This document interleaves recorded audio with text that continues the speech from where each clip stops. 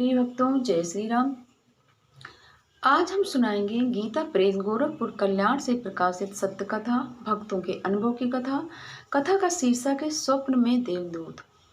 इसे लिख के भेजा इंद्रराज पुरोहित जी ने।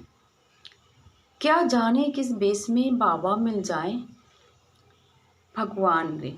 बचपन से मैं ये लाइन सुनता आ रहा हूँ और सोचता आ रहा हूँ क्या मुझे भी कभी भगवान मिलेंगे।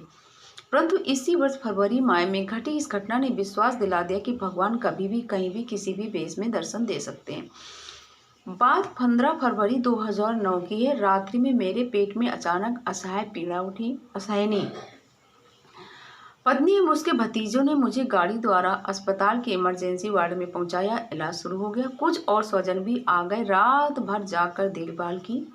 प्रातःकाल पुत्र वधू तथा पोते भी आ गए और डॉक्टरों के अलावा ये सब भी मेरी सेवा में जुट गए। 2 दिनों के इलाज के बाद भी मेरी पीड़ा कम नहीं हुई, अपितु बढ़ती ही गई। तब मुझे दूसरे अस्पताल में भर्ती किया गया। वहाँ भी इलाज शुरू हुआ पर पीड़ा कम नहीं हुई।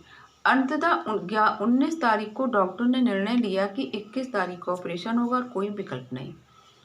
मैं पिछले 4 दिनों से भगवान से प्रार्थना कर रहा था कि हे भगवान, इस असहनीय कष्ट से तो अच्छा है मुझे संसार से मुक्त कर दो। और आज जब ऑपरेशन का नाम सुना तो मेरी प्रार्थना बदल गई। कहा भगवान, मैं जिंदा रहना चाहता हूँ, ऑपरेशन सफल कर दो। मानो मन फिरता रहता है। इसी बीच मेरा बड़ा बेटा मुंबई से आ गया। 20 फरवरी को दिन भर पीड़ा हो रही थी पर साथ में मृत्यु का भय भी था। मैं मन ही मन षोडश नाम जप करने लगा, यानी कि हरे राम राम राम हरे हरे, हरे कृष्णा कृष्णा कृष्णा हरे हरे। रात के करीब 2 बजे तक जब कंपाउंडर ने इंजेक्शन लगाया, उसी से शायद मेरी आंख लग गई। अचानक ऐसा लगा कि अस्पताल के इस कमरे की जगह एक बड़े कमरे में यथावत बिस्तर पर लेटा हूँ। दर्द से कटपटे बदल रहा हूँ। बड़ी संख्या में स्वजन और दूर से मिलने वाले मेरे चारों ओर बैठे। कुछ क्षणों में कमरे में तेज रोशनी आई, चमचमाती हुई रोशनी कमरे में फैलने लगी। मेरी आंखें उस रोशनी को सहन नहीं कर पा रही थी, फिर भी नजरें उसी ओर लगी थी। अब करीब 4 साल के एक बालक ने कमरे में प्रवेश किया। दोनों हाथ जोड़े हुए मेरी ओर आने लगा। बिस्तर से 2 कदम की दूरी पर बालक रुक गया और मौन अवस्था में हाथ जोड़े उस प्रकाश में वातावरण में खड़ा रहा। मुझे लगा कि मैं इस बच्चे को पहचान रहा हूँ, पर मन में भय मिश्रित आशंका थी। बालक मेरी ओर टकटकी लगाए बैठा रहा। कुछ क्षणों में उठ बैठा और कांपती आवाज से बोला, तुम कौन हो? तुम कहाँ से आए हो? तुम्हारे पिता कौन है? इस तरह से मैंने उससे बोला तो बालक ने धीरे से उत्तर दिया, अब तो मैं परमात्मा का बेटा हूँ।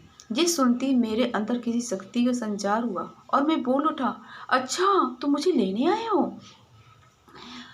चलो मैं तैयार हूँ। और जैसे ही मैं बिस्तर छोड़कर जाने को तैयार हुआ, बालक ने नाम में सिर हिला दिया।